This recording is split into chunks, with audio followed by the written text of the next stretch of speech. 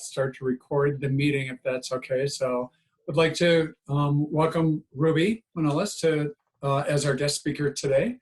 And she has a great presentation prepared for us. For those of you who don't know or haven't put it together, she's Chris Ann's daughter and went out to Argentina, correct? Yes, that is correct. I've been confusing Argentina with Chile with you all week, so good deal. So I will let I'll let you take over. You have a PowerPoint to share. And yes, let me make sure that you all can see this, and I'll put it big. Can you all see this? Yes. Great. Yes. Okay, great. And let me do a little tech. Okay, well, I'll get started. So I'm excited to talk to you about my Argentina exchange. As I shared in my intro, I was an exchange student in August of 2010 until June of 2011.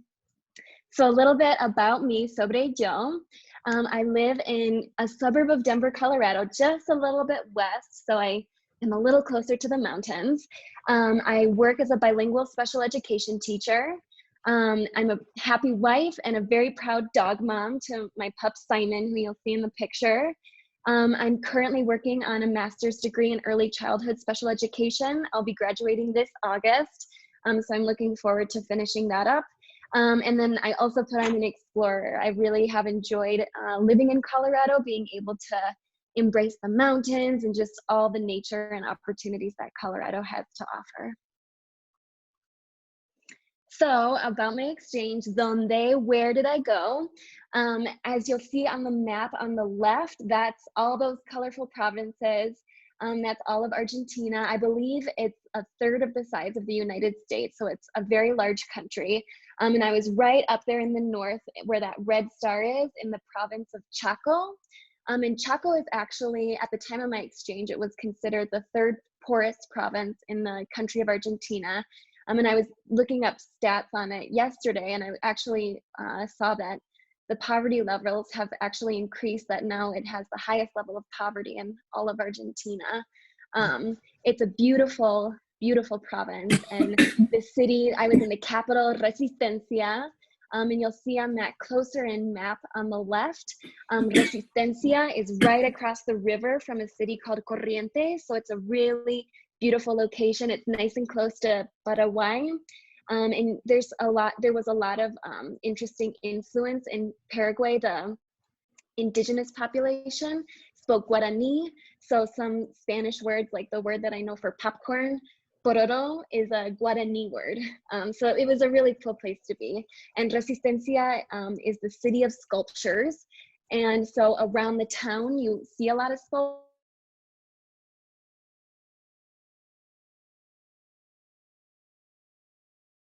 For later in the presentation, we visited that sculpture garden. So while I was in exchange, I had two awesome families. Familia número uno was with Bettina, Agostina, and our little pup Muba. We called her Muvaca because it's like she got really kind of big, so it was like Chewbacca, but Muvaca, and also because a vaca means a cow, so it was totally twofold. But when I moved and lived in Argentina, it was an interesting transition period for Bettina, my mom. She had just recently separated from her husband. So she had moved into this 2-bedroom apartment. And so her and I just had a very close relationship during my time there. It was her and I together. My sister Agostina, I had about a month for her at the beginning of my exchange, and then she went to France on exchange. And then she ended up cutting her exchange a little early, so I was able to have another month with her on the second half of my exchange. And as I was practicing this presentation with my mom, we were just seeing the picture of Agostina and I. It feels like we're sisters and we look like sisters. My first day that I got there, I was so hungry. I had traveled for like 24 hours to get to Argentina.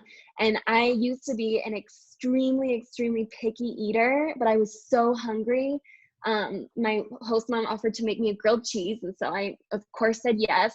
And on the grilled cheese, she also put some jamon, some ham, and some tomatoes, which were like totally out of my comfort zone at the time. But you know, you're in a new country, you've got to adapt. And so she really helped me expand my palate a lot in terms of what I eat now. And she would always make me, so I talked about that in Spanish, they called popcorn pororo. She would make me like the most delicious popcorn, and she would put so much butter on it and so much salt. And like that, those months that I lived there, like the freshman 15 have nothing on, I call it the Bettina 20, like the Bettina 20. It was for real. Okay, the second host family that I lived with was quite a 180. It went from me and Bettina to my mom, Antonieta, my dad, Federico, my sister, Luisina, my brother, Juanse, another brother, Genaro, and my little sister, Felicitas. During exchange, Luisi was 16, Juanse was 14, Genaro was 4, and little Felicitas was 2. And it was so much fun to be part of a big family. It was, like I said, a big shift from just like Bettina and I to being part of a big family, but it felt like what I had experienced growing up. I'm part of a big Greek family, so I'm used to having lots of cousins around. So it was a very familiar feeling, and it was so much fun. And my little siblings were so honest with me about my Spanish. If it didn't make sense or if I made a mistake, they were excellent teachers, and we learned alongside one another. So that was a lot of fun. And my host moms, actually, Bettina and Antonieta, they're both epidemiologists. So I'm sure right now they're very busy. And at the time of my exchange, they were busy combating the dengue fever. So the school that I went to, the La Escuela Normal Sarmiento, on the bottom left, I included a map because I wanted to show that red dot that says Avenida M. Moreno 387. That was my house with Bettina. And literally right across the street is where my school was, where it says Sarmiento Normal School. It was literally right across the street. So I could sleep in the morning and walk over there. And then I don't remember what time school started, somewhere between 8 and 9. And we would have class until maybe noon, and then we would go home and sleep la siesta. We would take our naps, and then we would go back in the afternoon when it wasn't as warm out, and we would have PE or physical education in the afternoon. And then right across from the school on the map, you can also see there's a big plaza. There's like all kinds of, there's like playground equipment to hang out on, and just it was a fun area to hang out with friends. And then also off the plaza was a very delicious ice cream shop named Dino's, which was some of the best ice cream. I won't blame the Bettina 20 all on that. The Dino's definitely contributed to that as well. And then some of the things to point out in the pictures, the one of my friend Leo and Julieta, when they're sitting in their desks together, what was so interesting about school in Argentina was that we really didn't have copies of anything. You would have notebooks, and then the teachers would dictate everything. So you would have to constantly be copying everything that the teachers were saying. And that's how I learned a lot of like my spelling in Spanish. Before exchange, I had formally studied Spanish starting in 8th grade up until AP Spanish, but it was really in Argentina where it was like, there they say sí o sí, which means like yes or yes. There's no option for no. Sí o sí, I was speaking in Spanish there. So the dictations helped me a lot with my Spanish. And then you'll see like on that desk there's a bunch of little white marks that's actually from there. Because you're writing everything, you have a like whiteout handy all the time. So kids would of course draw pictures on their desks of the whiteout and stuff. So yeah, school was so much fun, and I had already graduated. My exchange was a gap year, so it was nice because I didn't have to be super stressed about making sure to maintain a certain GPA, but it was just a great experience to be able to meet a fun group of kids.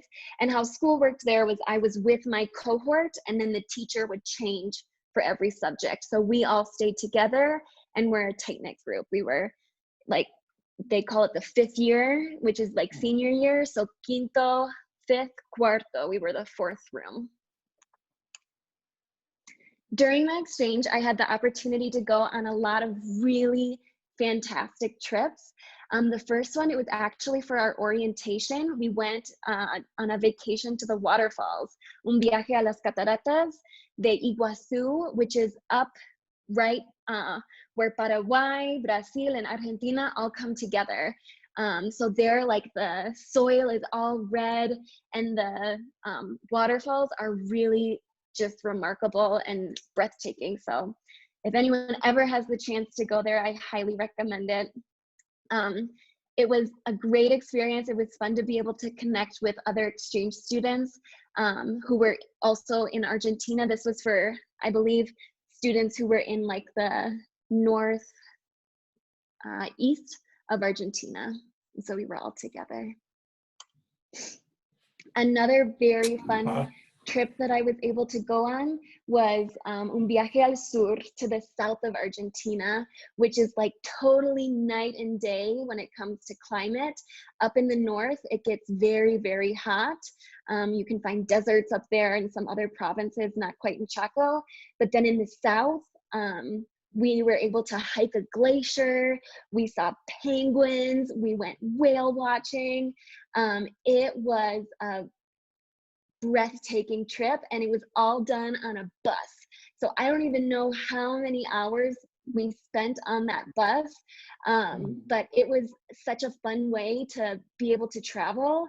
And interestingly enough, if you look, the arrow kind of covers it up, but when you get to the very far south, because of border disputes with Chile, we actually had to at one point exit Argentina, get on a ferry, enter into Chile, ferry over, exit Chile, and re-enter into Argentina to be able to make that whole trip all the way to the south.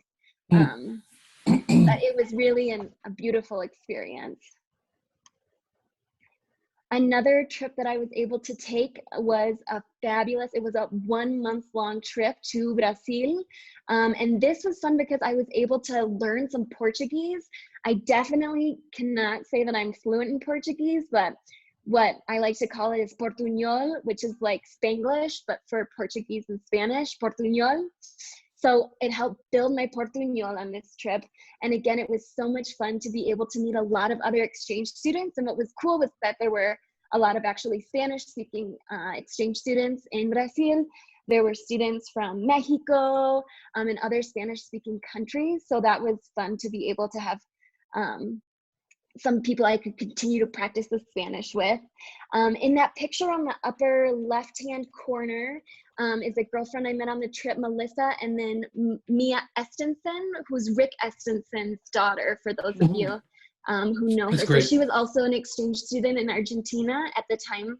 The year I went, she was in a different province, but we were able to see each other and spend time together on this trip, and that was a lot of fun. On this trip, we spent a lot of time in the northeast of Brazil, being able to enjoy their beautiful beaches. We also were able to visit Rio and see Christ Redeemer, which is just breathtaking. And then we also had an interesting opportunity to do a favela tour. So that's the picture on the bottom right. And the favelas are considered like the slums of Brazil. And it was a really interesting experience because these houses were just built like one on top of the other on top of the other. And in order to get from the bottom floor to the top, sometimes they'd have to go through each other's places. And there, like the electricity, you would just walk down the street and see these huge, just like balls of cables that people had just been kind of making do and figuring out. So it was a really cool experience to be able to see a lot of different parts of Brazil. Another fun trip that happened during my exchange was una visita de mi familia. My family came to visit. So up top on the left, you'll see my 3 moms together. It was so much fun to have all of them together. The picture on the top right is my dad with my second host family. And then on the bottom is, you'll see Andy's in there. Mia Estenson is in there, and then some girlfriends from school and my mom are in there. So that's when my parents came to visit, and it was so much fun to be able to show them around and have them see my school and meet my family and my friends. It was good, and it was a great timing too that they came, because I had kind of, as we talk about an exchange, you have the honeymoon, and then you have harder times, and then you get back to this is awesome, and it was in the this is awesome, and so it was really fun to be able to show them that. During my exchange, I also played a lot of music. I play guitar and sing, and so it was fun to be able to make friends that way and to play shows here and there. The photo on the upper right hand corner was like my 5 minutes of fame on the Argentinian radio. So that was another fun opportunity during my exchange. And also during my exchange, I met my best friend, mi mejor amiga, Andy. What I loved about our exchange philosophies is that they totally overlap. So we were both all about, like, we wanted to hang out with Argentinians all the time. But then at the end of the day, if like we had a hard day or you just wanted to vent about something, it was so nice to have a friend that you could just speak in English to and get it out and not have to think, okay, let me translate it this way and this way real quick. So it was so much fun to be able to meet him on this experience. And him and Lisa, I actually calculated it. On this Zoom call is about 20% of the people who were in attendance at my wedding. It was very small, but it just to speak to how important Andy and Lisa are in my life. Yeah. And my mom too. She was at the wedding. She's one of the 20%. Lucky you. So thinking about Rotary and how it has impacted my life, it's hard to put into words. Thinking about it, growing up, the photo in the bottom in the middle, that's Morelli. She was our very first exchange student, and I don't remember her. I want to say I was like 6 months old when she was an exchange student with us, but from what I've heard, we had like the closest bond, and she was just like such a warm caretaker. And growing up, we just had an open household. I think my mom and I counted, and we had at least 9 or 10, whether or not they were formal exchange students or siblings of formal exchange students that came into the home and just felt like part of the family. Rotary has just really helped open my eyes, and during my upbringing, to realize that the world is a lot bigger than just the small bubble of Orono that we grew up in, and that people speak other languages, and that it's a strength and something cool to be bilingual, and that it's something that should be embraced, and that different doesn't mean bad or scary, but that different is something to be explored. And on the first slide at school, we say our diversity is our strength, and I feel like that's something that really has been embraced through Rotary and through the experiences I had during my exchange and during my upbringing. So what were my next steps after my exchange? Mis próximos pasos, I went to the University of Northern Colorado in Greeley, Colorado. I told my brother, my big brother Max, that wherever he was gonna go, I was gonna follow him. So he chose Denver University, and I was the annoying little sister that said, okay, I'm gonna tour a bunch of schools in Colorado. And I just fell in love with UNC. They have a great teaching program. So I went to school there, and I was able to study special education and also received endorsements, which are like minors in teaching, in Spanish, in teaching English as a second language, in bilingual and bicultural education. And so with all of that, I ended up getting a position as a bilingual special education teacher. So I've been working for the past 5 years at Edgewater Elementary School, which is where I teach now, working with kiddos. It's a Title I school, meaning that the majority, about 90% of families qualify for free or reduced lunch, and over 50% of the families are English language learners, or we like to call them emerging bilinguals. And it's a dual language school, meaning that we instruct students in both Spanish and English. And so a lot of the kiddos that I'm working with, I'm teaching them how to read and write in Spanish. And then like when we hold their IEP meetings, which it's their individualized educational program, that's the formal document that children who qualify for special education services receive. My teammates and I, we run the meeting in Spanish. So much of my trajectory really came from my experiences on exchange. And at Christmas time, it's been a tradition to bring my guitar and sing Christmas carols with all the kiddos. So that's the picture you see down there. Awesome. So yeah, that is my presentation. I'm happy to answer any questions that anyone may have.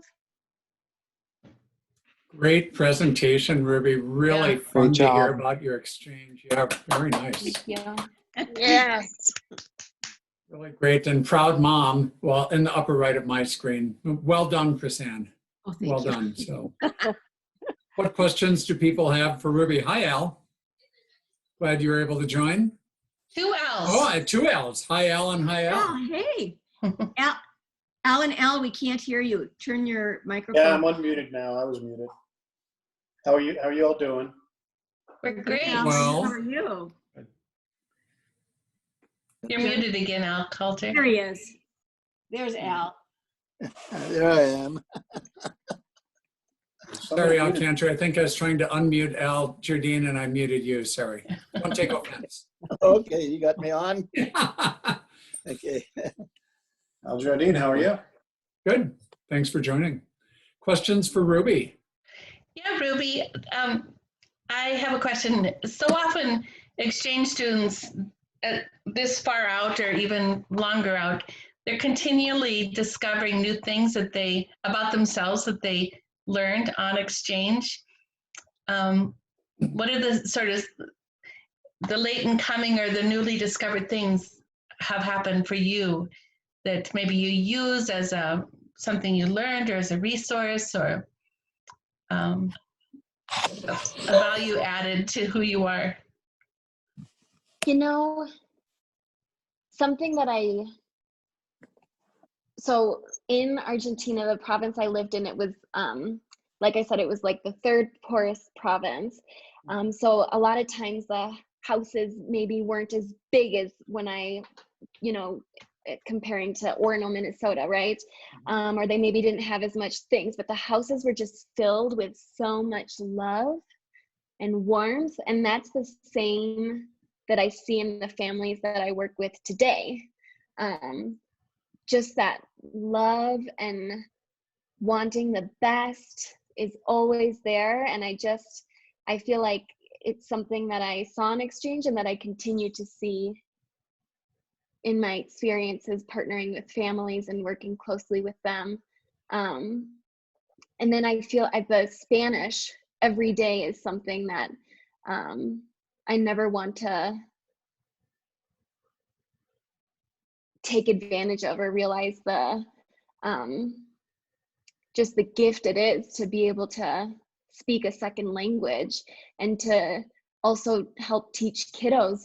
We talk about it being a superpower and just the experiences that they have. And a lot of the kids that I work with nowadays, they're the ones who are working as the interpreter sometimes for their parents and other family members, but just helping them embrace it. Because sometimes kiddos, we've noticed, our elementary school works with kiddos up until 6th grade, that the older they get, sometimes the more resistant they are to speaking Spanish because all of our TV programs are in English. A lot of the social media people that are popular, it's all in English, right? So Right. it's just helping and trying to have them realize just how powerful it is that they have this second language, this beautiful first language, and that the second language is just another way to, I don't know if that answered the question. No, it did. Great. Thanks, Ruby. Ruby, how many languages Al. how many languages are spoken in your school? Ooh, so I would say the majority of kiddos are Spanish speaking, but there are students who have other languages as well. I know we have a kiddo who comes from a French speaking background, a couple kiddos who speak Arabic, a family who speaks Somali, but really the majority is Spanish speaking. And I would assume that. Mhm. Ruby, I had a question about your families, your host parents. Were any of them, kind of a two-part. First, were any of them Rotarians? The second one is, what kind of interaction did you have with your host, Rotary Host Club? So neither of my host parents were Rotarians. And I attended various Rotary meetings, and then during like the orientation, I met Rotarians who worked closely with students. One of them in particular, Monica, she was in the picture, her and I were together at the waterfall. And I found that the Rotarians were a great support there. They were always open to give support. Another Rotarian that I worked closely with was Patricia. And then I remember when my parents came out to town too, the local Rotary put on a really beautiful, they call it an asado, which is like a barbecue, where they like grill all the parts of the animal, and you like eat part by part by part until you get to the last one when it's like the most delicious. But that was another fun exchange, Rotary interaction as well. I also worked a little bit, I want to say it was, I don't know if I'm making this up now, because it's been a little, but I want to say it was an Interact club in Argentina that I worked with, and we did some volunteer opportunities. I remember going to, they call them títeres, puppets, going to like a puppet show and helping out with kiddos there, and going to a soup kitchen a couple of times. So there were some service opportunities down there as well with the Rotary Club. You and Andy came up with a project too. Do you remember? Well, something to do with trash. It looks like Al Coulter is at Iguazu Falls right now. Right. Ruby, Yeah, I can't remember, but something about trash. Yeah. Don't you remember you got some garbage cans because there was so much litter in your town? There was, and I don't think there was recycling. I don't remember if we wanted something about recycling too. I think we just wanted people to recycle. Really promote recycling. Greg, did you have a question for Ruby? I do have several. First of all, I saw in one of your early pictures, your younger siblings are dressed up like we would Halloween, or like pirates or something. Was there a holiday like Halloween, and when was that? I think it was, they went to like a preschool, and I think it was Pirate Day at preschool. Pirate Day. Like it. Okay. I like that. Mhm. Second, were all the trips you went on, were they all Rotary sponsored, or were they some not Rotary sponsored?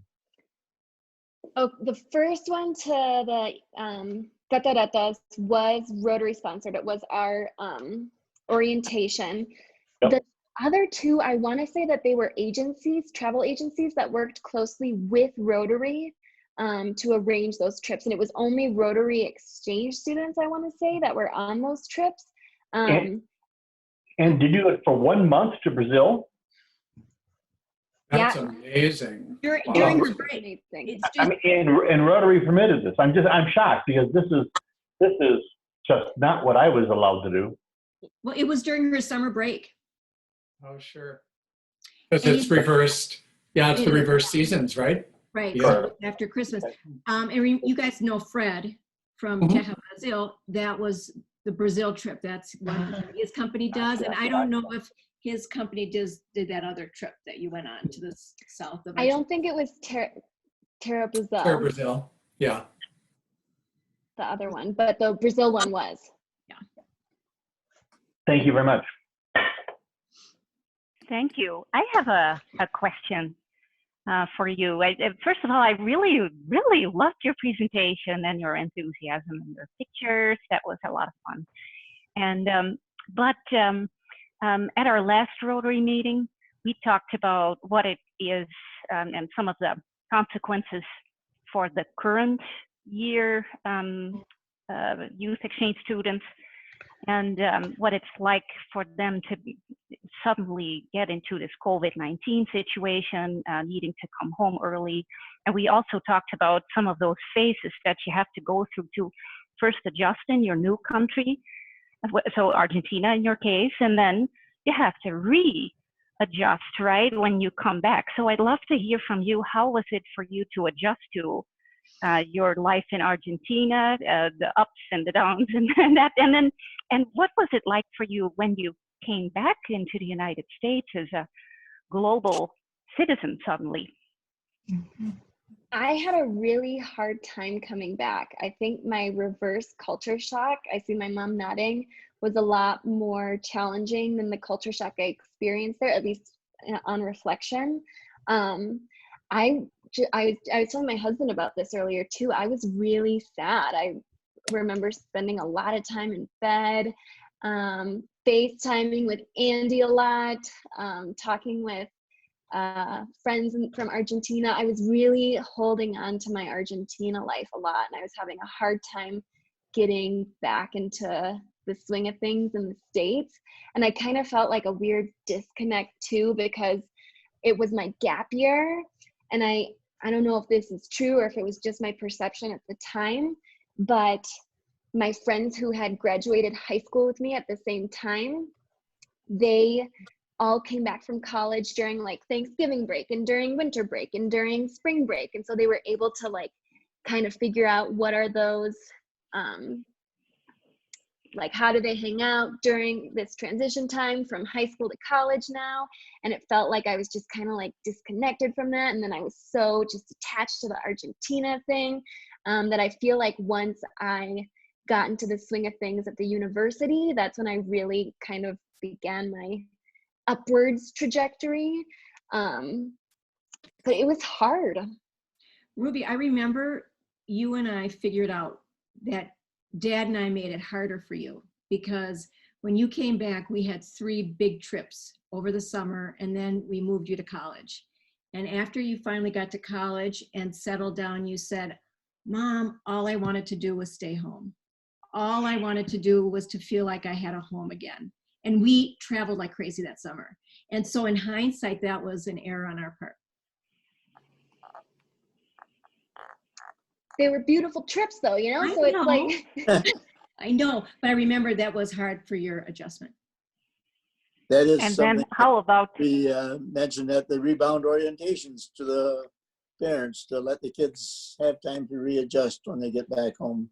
Yeah. Yeah. Oh, look at Olga. So so I wanted to Monday- show you an interesting artifact. How about this? Did you enjoy this, or did you have it at all in Argentina? Oh yeah, I drank a lot of mate, and up in the north, they actually make a different kind of drink. They call it tereré, which is another Guarani word. But you actually, instead of using hot water, you use juice because it would get so hot up there that you would put ice cubes in the mate itself and pour the juice in, and it's a sweet treat. So you'll have to try that over the summer. Oh, that sounds like fun.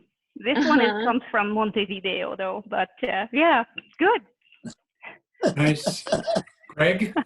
Ruby, I was recently in Buenos Aires and fell absolutely in love with it, just in love with it. I could go back tomorrow and spend another month there. It was a wonderful time. I wish I could see so much more of the country like you have. Buenos Aires is absolutely beautiful, and all the little neighborhoods, it's so cool, just like the different flavor of each of them. That's awesome. Yeah, it's great. Ruby, I'd like to hear a little bit about your husband and your wedding and, you know, your life kind of in the past couple of years. Tell us about that. Sure. So my husband and I met in college. He's from Greeley, Colorado, which is that town where the college was. It's a northern Colorado town, and we met in a class for all teachers. So he teaches art, and we teach in the same district. So we get all the same breaks and stuff, but we're in 2 different schools. And yeah, we met in college, so we had been dating for 7 years before we decided to finally tie the knot. And then when we got into our heads, like, okay, we're going to do this. And when we were thinking about what kind of a ceremony and wedding we would like, we really wanted it to just be low key. So it, like I said during the presentation, it was a very small wedding. There were 19 of us there, including him and I. So it was mostly just like our nuclear families and then close best friends, and some close family friends. But it was a really fun way to celebrate. And my mom did a lot. She helped so much with like the flowers and the just coordinating so much.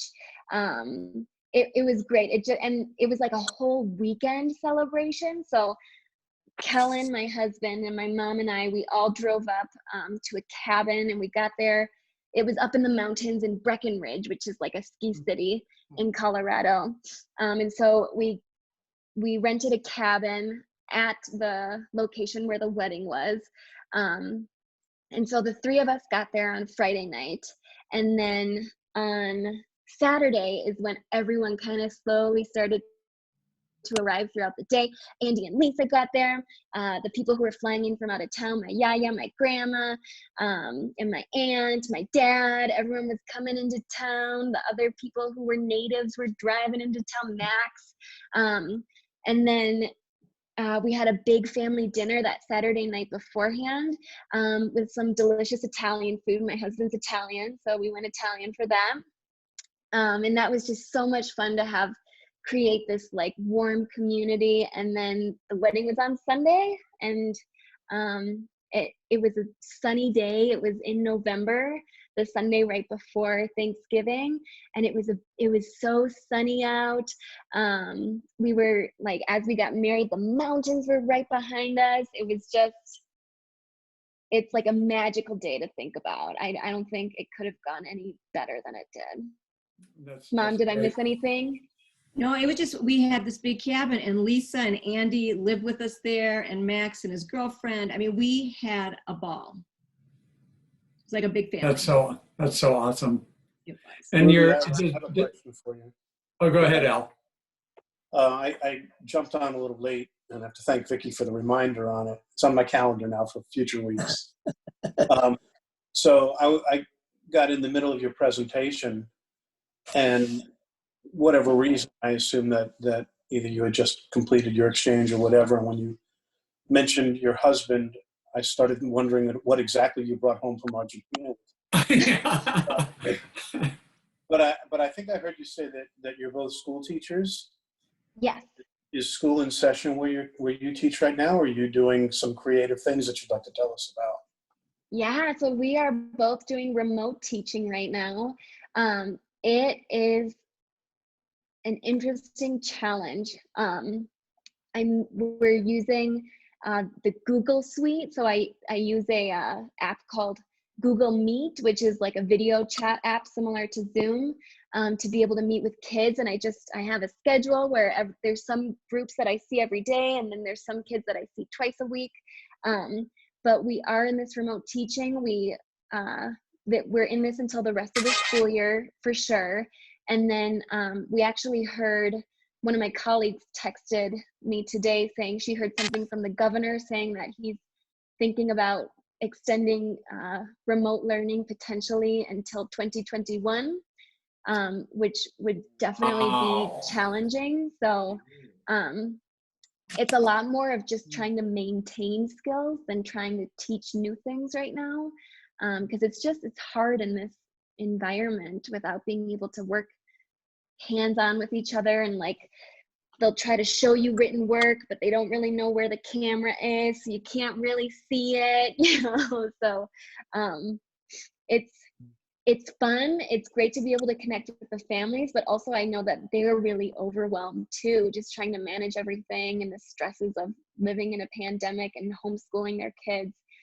So it's a lot, but I'm very grateful to have a partner at home that's doing something similar too, and we can bounce ideas off of each other and learn new things about the different platforms we're using and stuff. So Ruby, does he also teach at the elementary level? Yes. He does. Great. And what's been interesting, so he teaches art, and it's like totally hit or miss what kids have at their houses in terms of materials. So like the assignment this week, one of them is to do a found object color wheel. So you can use any objects that you find in the house, but you have to make a color wheel, right? Because you don't know what kiddos have at home. Thank you. Thanks. Paul. Yes. Ruby, with your the master's degree pursuing,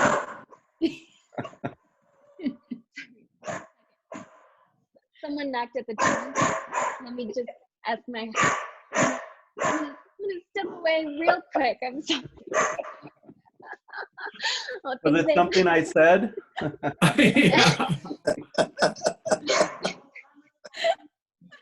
Oh, okay. I'm gonna go to a different room real quick. Sure. Sorry. Which country? Sorry. Yeah, really. Great. Okay. Maintenance came. We're in an apartment. We're in the process of buying a house right now. Oh, good. But we've had like a surprising number of maintenance issues recently. So they're here to fix the leaking sink. Good, good. So I'll go ahead. with the masters that you're pursuing, is there something in particular you want to use or you want to go into with that master's? Yeah, so right now my degree in special education, I can work with kiddos from age 5 to 21, but with the master's in early childhood special education, I'd be able to work with kiddos from birth to 5. So my hope is to be able to intervene earlier, just because I know it sounds kind of crazy to say, but sometimes like kiddos, and this is what got me into wanting to get my master's in early childhood special education, is kiddos would come to us in kindergarten and they would already be behind, which is it's hard to say, but it's like kindergarten is really like the new first grade, because by the end of it, you want kiddos reading, which I think like for me growing up, it was just a half day kindergarten. It was a lot of fun. It was painting. Whereas with the academic standards where they are now, the rigor has just increased.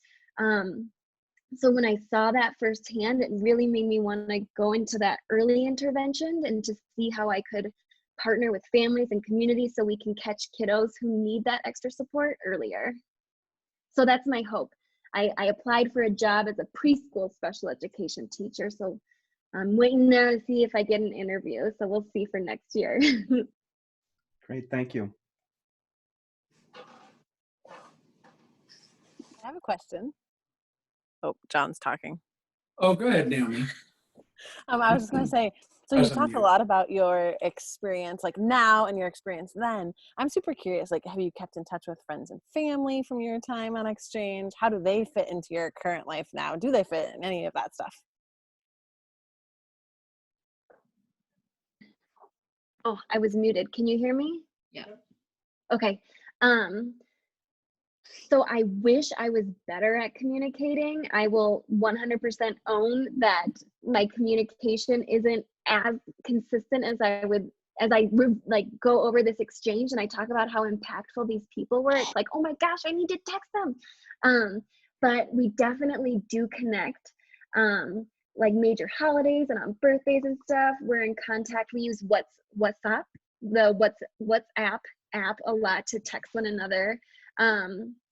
I ended up getting rid of my Facebook just because I felt like I was spending way too much time on it, which is such a good tool to be able to connect with the families. But I've found that through the WhatsApp, I've been able to connect with my families, and then with a couple of really close friends also. I've been able to keep in touch with one friend in particular, Macarena, and another one, Sol, who I was close with on exchange, and I've continued to be close to. Like my friend Macarena has a baby now and she's married. It's crazy. And my sister Agustina, one of my sisters, Luisina, she has 2 babies now, so I'm an aunt doubly. And my sister Agustina is studying medicine right now, so I think it looks like she's ready to graduate soon. That's awesome. Thanks. Yeah. When I was Mike before, I was just saying you seem very, very positive, very happy, very like a very positive person. Definitely a quality that is valued by Rotary for sure. So just acknowledge you for that. Oh, thanks. Ruby, are you able to connect to a Rotary Club in the town you're living in? Or is it You know, just really hard since you're a teacher? I had looked into Yeah. it, but the schedules were all during the day. Yeah. So I can't. Yeah. Well, consider our club. Our e-club is here for you every Wednesday at 3:30 Mountain Time. So I can do that as long as we're remote learning, because Wednesdays are our staff meetings at school. So typically I'm in a staff meeting from now into like in Colorado time, 3:30 to 4:30, we have staff meetings. But as long as we're in remote learning, I can do it. Join us anytime. You're always welcome. Oh, thank you. Your friend Andy on the call today, he was your best friend on exchange, right? Yes. Where is he? Is he in Colorado as well? Is he in Minneapolis? Is he else? Andy, go ahead and share. Sorry. So, can you guys hear me now? Oh yeah, there we go. Okay. Hi, Andy. Thank you. Hi. Hey, thanks. Thank you all for having me. My audio just wasn't working previously. So I did Rotary through Arizona first. So I graduated high school in Arizona, and I was in a town near Ruby, about like an hour and a half away, in Chaco, or sorry, it was San Luis. San Luis. Oh my God, it's been so long, I forgot. But I lived about an hour away from Ruby, and then I moved over to Resistencia. But I'm currently in the epicenter of all the madness, so I'm in New York City right now. Oh wow, great. Yeah. So, but I mean, Rotary's just been a godsend to me. So I even talked to Ruby's host parents. I talked to her 2 days ago. I don't know if I told you that, Ruby, but it's like Rotary is, I mean, I have to say, is a huge family. So a family on top of my family. So it's just crazy how big the tendrils of Rotary go. Yeah. Andy, are you involved with Rotary in New York? I'm sort of new to New York, and I think that's one thing I want to look at. I'm going to say I'm not now, but I would love to get more involved. We are here for you every Wednesday at 5:30 Eastern. After work, it should work out perfectly for you. Please join us again. I would love to, and thank you guys for having me. It's the same Zoom link week after week, so just come on over whenever you would like. What's fun is thank you so much. Andy and Lisa live close to each other in New York City, so Yeah. they get to see one another. And, That's really nice. Yeah, for sure. Yeah, and for me, Andy's like a son. He's a great guy. What's been nice, just as an aside, Andy, what's been nice for me is like Greg and I live quite close together. I mean, you know, a number of us from the Minneapolis area live close, but just seeing each other weekly, it's, you know, another way to connect. That's not physical. So yeah, hope you can join us again. Thank you so much. That makes my heart sore. Any other questions? I've been guilty of going way over on the time on the meetings, the past couple of meetings. I've been reprimanded by Vice President and Mayor Anderson. So I'm going to try to cut things off at 1 hour today. Any final questions for Ruby? Thank you, Ruby. I wish you the best. Oh, thank you. Thank you for this opportunity. Oh, hey, thanks so much for joining.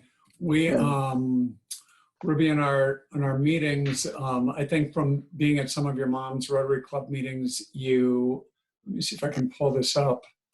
Oops, there we go. Here we go. There's this Rotary thing called the 4-way test.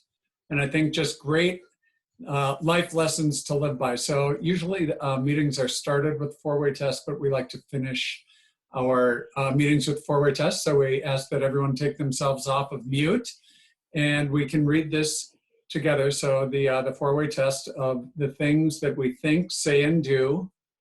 Is it the truth? Truth. Is it fair to all concerned? All concerned. Will it build goodwill and better friendships? Will it be beneficial to all concerned?